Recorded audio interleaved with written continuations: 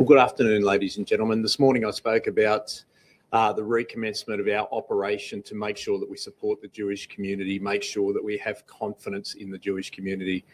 There are over 320 police being deployed today. We will continue to increase that number to make sure that the Jewish community feels safe, know that police are there to protect them and they can go about their life.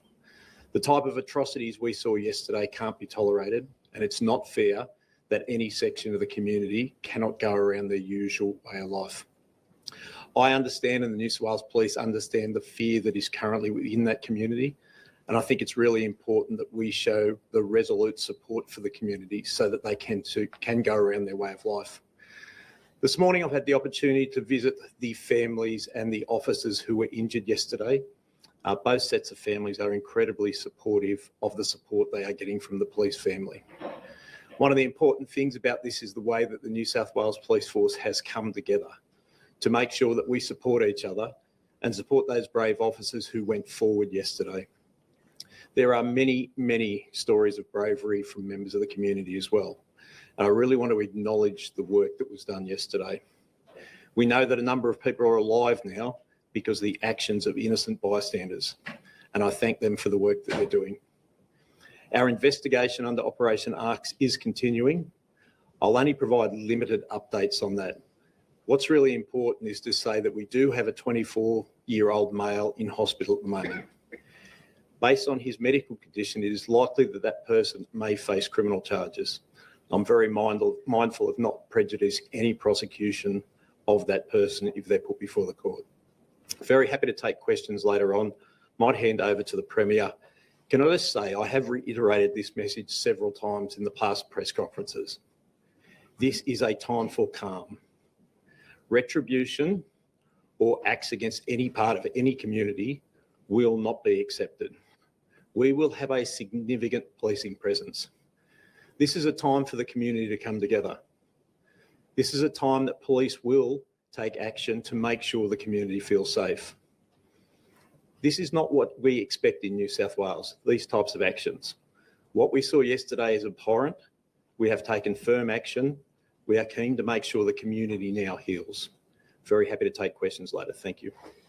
Thanks, Commissioner. Thanks all for being here this afternoon.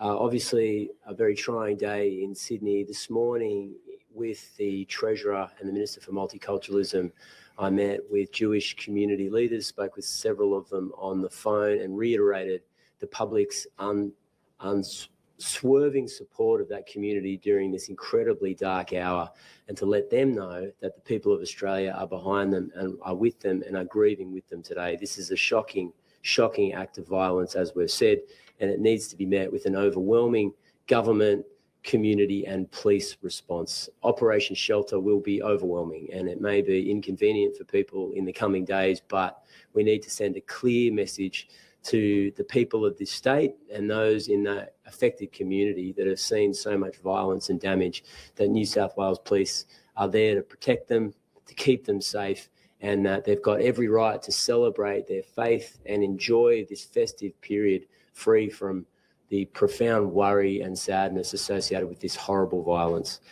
A few things I'll just get to before I hand over to the Police Minister. A memorial site's been established at the rear of the Bondi Pavilion. I've noticed that people are already laying flowers at that site. We'd encourage members of the community to do that. It's encouraging to see record inquiries and massive lines at blood donation services across New South Wales. Please be patient if you'd like to make that act of civic duty, but it is warmly welcomed and it will go to a good cause. It's something practical that you can do in response to this terrible act. The New South Wales Crisis Cabinet committee, met last night. It'll meet again this afternoon and daily after that. National Cabinet's Crisis Committee meeting will meet as well this afternoon, and myself and the Police Commissioner will be on that with national security officials. We'll meet the National Security Committee this afternoon. We're urging people, if they have information or they'd like information, to contact the Public Information and Inquiry Centre. It's open and is operating 24/7 on 1800 227 228. The Public Information and Inquiry Centre will answer general queries and also register for people who are forced to leave personal possessions in the immediate vicinity that may be still under police protection or a police block. We know that there's cars, wallets and phones that are in that area. That's the best number to call to retrieve your personal belongings. Operation Shelter, as the Police Commissioner has said, is up and operational, but that will be beefed up in the coming days. Bondi Beach, public school remains closed because of its proximity to the scene. School counselling services have been arranged at nearby public schools, and I understand that Premier's Department counsellors are on site with a vest if people need immediate emergency mental health support or counselling. They're working on setting up a static operation on site in Bondi if you need that help and support, as no doubt the community will. Having spoken to Jewish community leaders today, they're reeling and in crisis, and obviously many of them are incredibly distressed at what they've seen. The latest information is 15 innocent people are dead. One of the perpetrators is dead, 16 in total. 38 people remain in New South Wales hospitals being treated. And that's all I'll say right now. I'll hand over to the Police Minister. Thanks so much, Premier. As the Premier just said, the Premier's counsellors are out on site, and I've just come back from Bondi, and I can honestly say how valuable their contribution is, stopping not only officers but just generally people who are out there, and they really are having a big impact. So important that we get that message out. If you need to speak to someone, we do actually have that operation out there. We've got experts out there wanting to help. Also went out to see the police and to thank the police out there. We have police from commands right across metropolitan Sydney out and Bondi at the moment, around that area. And again, you know, like only too often, the police got a phone call this morning who were on today at 4:15 and were directed to go straight out there, and not a hesitation. No hesitation whatsoever. The Blue family is really all behind each other. They're behind the community, and they are only too happy to be of assistance in keeping our community safe. I spoke with some Jewish leaders out there. They were so thankful of the police and the work that they've been doing. As we well know, the relationship between the Jewish community and the New South Wales Police is strong, and they have been working hand in glove with CSG and our Jewish leaders for a couple of years now, given the circumstances that we have been in that community. I also just wanted to advise you that last night the Premier and I were over at Bondi. We went to the police station, and there were at least 50, 60 police officers there. Most of them weren't on duty. They just heard the event, put their uniform on, got in their car and drove to Bondi Police Station because they knew they'd be needed. We had them not just from their pack, their locals, as far as Newcastle, Sutherland, Western Sydney, you name it. The police here in New South Wales do a great job, and they are here to support each other. They're here to support our community, and we're very thankful for that. We're all happy to take questions. Commissioner, the ABC's reported that the younger shooter was under investigation by ASIO 6 years ago for connections to a Sydney-based Islamic State terror group. Were any red flags raised within the police about his father's gun licence with 6 registered serious firearms, given they had known connections to Islamic State? I certainly can't talk about what information the Commonwealth may have had, but certainly in terms of a firearms licence, the Firearms Registry conduct a thorough examination of all applications to ensure a person is fit and proper to hold a firearms licence. Does that include associations with their family members? It absolutely can, depending on the nature of the association, depending on the nature of the intelligence that's there.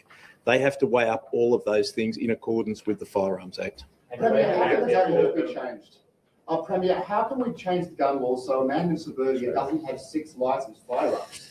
He's not a farmer after all. Yeah, well, look, we're looking at that as we speak. I think it's time that we have a change to the law in relation to the firearms legislation in New South Wales, but I'm not ready to announce it today. We want to make sure that prospective reform and change in New South Wales has a lasting impact, but it's not the last time I'll be mentioning it, and you can expect action soon. was he granted a firearm license? I can't answer that question. Do we have that information on Commissioner? Because he met the eligibility criteria for a firearms license. So the firearms license was to be for a recreational hunting license. There are two types of hunting license, the ability to hunt on a property or also as part of a hunting club, so a gun club. He was a member of a gun club and was entitled by nature of the Firearms Act to have a firearms license issued. Sorry, just one at a time, please. Pardon? Do we know which gun? I don't have those details with me at the moment. So what category of gun license did he hold? I understand the different categories allow you to register different types of firearms. He had a category A/B license, which entitled him to have the long arms that he had as registered firearms. Commissioner, does the New South Wales Firearms Registry talk to federal authorities? Like, would they have known what ASIO knew about his? Depending on the nature of it, and as I said this morning, that's very much under investigation at the moment. We want to understand whether the person was, and certainly by criteria, he was eligible to hold a firearms license. We do take into account all intelligence that's available. So yes, we certainly do that. And does the New South Wales Police have any discussion with their investigations into the 24-year-old individual? We work very closely with all Commonwealth agencies. As I said, I'm not going to go into what information ASIO may have held. We will work closely with the Commonwealth. Premier, do you have concerns that this might be a case of federal agencies not talking to New South Wales Police, and are you going to raise that concern this afternoon? Look, I mean, I think it's reasonable in the circumstances to allow a full investigation and an inquiry to take place. There's a sequence here that's important. Firstly, community safety. Secondly, the investigation. There's an offender in custody. That prosecution is hugely important in terms of justice for the victims. And of course, a comprehensive investigation as to what went wrong. What could we do better? Is there better lines of communication? I'm not in a position now to criticise it, and I think it wouldn't be the right thing to do within 24 hours of this shocking, violent attack to be pronouncing failures here without the aid of an independent investigation. What I can promise is that's exactly what we will provide here in New South Wales. It's important that we get all the information on the table, and I want to make it clear we will act on those recommendations. Josh Frydenberg, the former Treasurer, has said. You were No. the Hanukkah event last night. Is it true that private security there weren't allowed to hold firearms? And if so, can you explain why?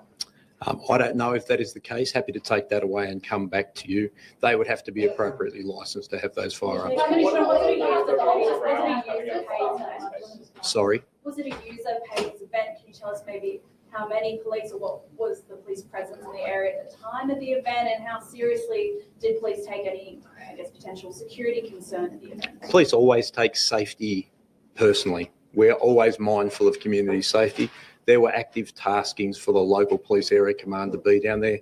In fact, the police area commander had been down there through the location. So it's one of those ones, we work closely with the security group, the Jewish security group, CSG, and then make sure that we have a policing presence that is there.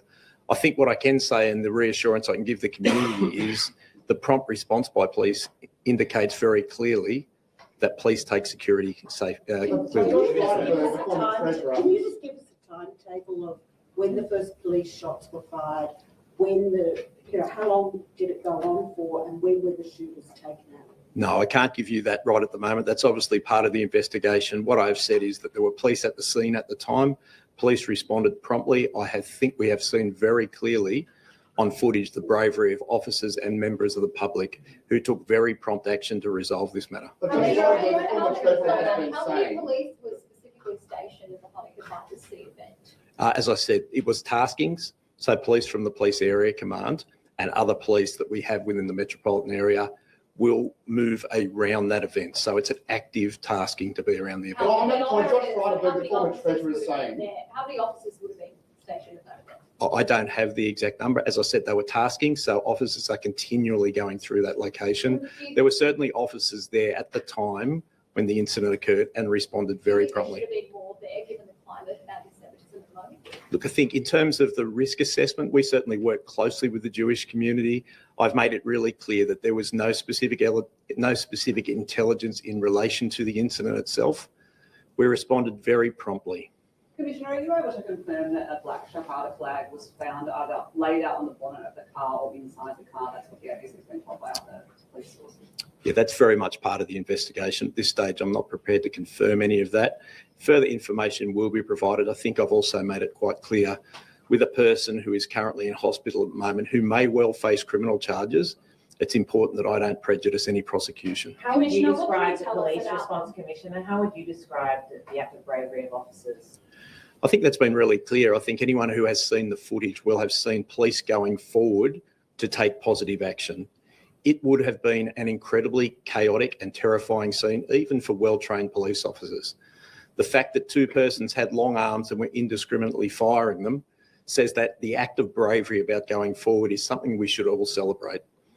The police went forward, took very positive action, resolved the matter again with some outstanding bravery by members of the public. And who's in Commissioner, charge what can you tell us about the who's in background? charge of the investigation and how will it work and where will it be based out of? There's several investigations underway at the moment. I spoke this morning. The Joint Counter-Terrorism investigation will be led by our Counter-Terrorism Command with our Commonwealth agencies. At the same time, there is a critical incident investigation because we know that police fired a number of shots which resulted in the death of a person and also the injury to a second offender. So there are a range of investigations underway at the moment. Commissioner, what can you Josh tell Frydenberg us? saying that the police failed the Jewish community knowing it was the first day of Hanukkah. Look, I respect a person having an opinion, but I've been really clear. Our police responded promptly. Our police respond very promptly. We work closely with the Jewish community. We are very attuned with providing support to the Jewish community. Commissioner, what can you tell us about and not private security or anyone else involved? What I can say to you is that's currently part of the investigation. Obviously, that's something that will come through pathologist investigation, but also forensics and ballistics investigation. That is part of an active investigation. Without divulging the ideologies or any symbols at the scene, was the flag recovered? What evidence was taken away from the scene linked to those gunmen? Last night, I declared a terrorist incident at 9:36 p.m. because I was satisfied, based on the circumstances, based on was located at the scene, based on the fact that it was the first day of Hanukkah and what appeared to be a deliberate shooting towards members of the Jewish community, that it was a terrorist act. I'm not going to go into individual pieces of evidence. They are subject to the investigation. I want to make sure that we do a very thorough and transparent investigation, which is what our police are doing at the moment. Commissioner, were the gunmen Australian citizens? And if not, can you tell us how long they've been in Australia? I'm not prepared to comment on that at the moment. That's all part of the Is investigation. there anything more you know about the two shooters that you can divulge to us? I divulged this morning that they are both a father and a son. They have obviously a connection for quite a period of time within Australia. The father has held a firearms licence since 2015. We are very much working through the background of both persons. At this stage, we know very little about them. Has anything come up on social media? Oh, there's a lot of things on social media at the moment. No, that's part of the investigation. So you can imagine we have significant evidence that we're going through at the moment, whether it's CCTV, whether it's social media. We stood up Operation Shelter at the moment. They will actually scrape through social media as well as the investigators. We're keen to find out any evidence that may be available. If people do have information or evidence, we ask that they contact Crime Stoppers on 1800 333 000. We would like every bit of evidence. Commissioner in April of this year, your predecessor said that the relationship and information sharing between the Australian Federal Police and the New South Wales Police on counter-terrorism needed to be reviewed and improved.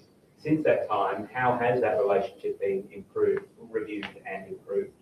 I think both organisations work very closely together and very well. It is too premature in relation to this specific incident to talk about the information sharing. The Australian Federal Police and the New South Wales Police obviously work within joint counter-terrorism arrangements. We are committed as both agencies, and I've spoken to the Federal Police Commissioner, to make sure we work closely. Together, we keep the community safer. So I'm very confident that both agencies are working together. Premier, just a question there, Premier. We got this incident yesterday where the shooter had a gun license. We had John Edwards, Jack Elterson, a neo-Nazi, until recently had a gun license. Clearly, New South Wales has a checkered recent history with people with gun licenses committing criminal acts. Doesn't our gun registry laws need to change? What can you do now to ensure this doesn't happen again? I mean, the short answer is yes. They need to change and they can change. It does require legislation, and it means introducing a bill to Parliament to be really blunt, make it more difficult to get these horrifying weapons that have no practical use in our community. If you're not a farmer, if you're not involved in agriculture, why do you need these massive weapons that put the public in danger and make life dangerous and difficult for New South Wales Police? So I understand, of course I understand the genuine desire to have information about how the law will change. We're less than 24 hours into this horrifying crime. I want to make sure that legislation and reform that we bring to Parliament makes a big difference, but that's exactly my intention, and my colleagues feel exactly the same way. Premier, what about an audit of current firearm licence holders to determine whether the people who currently have a licence still need one, considering that we had a man in suburban six firearms? Yeah, I mean, that has been flagged by New South Wales Police as an issue because the granting of a firearms licence in perpetuity is clearly not fit for purpose when you consider that someone might have committed an offence, put themselves in a situation where they're considered by police vulnerable to a criminal act. We need to make sure the firearms legislation in New South Wales is fit for purpose. That does mean restricting firearms for the general public, for the people of New South Wales, but not everybody needs these weapons of mass destruction. You don't need them on New South Wales streets. So we will be looking at change. But I understand you want details. That's completely understandable. You're going to have to give me some time to get the legislation drafted so that we can do it in an appropriate way, in a way that will make a difference. Will you consider recalling Parliament to make those changes? Premier, can I ask, will the Opera House be lit up this week to honour the victims? We're working with the Jewish community about appropriate reflections and memorials, and we'll have more to say about that soon. Is that an appropriate memorial? It may well be, but I'm not ready to announce it at the moment. Yes. Will the government consider changes to New Year's Eve celebrations and consider increased security given the threats that are circulating online about potential additional violent events? And Commissioner, is police aware of those threats being made online? Look, of course, that's a massive issue. New South Wales Police, the government, have turned our minds to those big celebrations, those iconic days in Sydney. But at the moment, our immediate focus is on this investigation and keeping the community of Bondi, Dover Heights safe. Premier, are you aware, or Commissioner, any of you are aware about a social media post circulating about a violent rally in Cronulla on the 27th of December? I'll answer and then throw to Mal. I mean, just say that will be met with the full force of the law. There will be no tolerance for any kind of retribution or some kind of vindictive counter assault on anyone in our community. We are not going to allow ever a situation where we descend into some kind of lawlessness. And if you are considering participating in something like that, you can expect a massive, overwhelming police response. It will not be tolerated. We need to appeal for calm. We need to be in a situation where we're saying to the people of New South Wales, this is a horrible event. You have to allow the communities in New South Wales to heal, to have some moment of reflection where they can mourn the loss of their loved ones. The last thing we need is a descent into vindictive violence, and we won't tolerate it in New South Wales. Bill? Yeah, thanks, Premier. I'm actually aware of that social media post. One of the key roles of Operation Shelter is to make sure that we scrape intelligence, to make sure that we plan appropriate responses. So this will be an ongoing process. We will be looking for matters that we need to plan a police response about. Our focus is clear: to keep the community safe. If people think that they're going to engage in violence, they're wrong. The police will be there. The police will take appropriate action, and I want to make that really clear. Calm is what is required at the moment. Retribution is inappropriate. The community is in grief. The community is mourning. We need calm.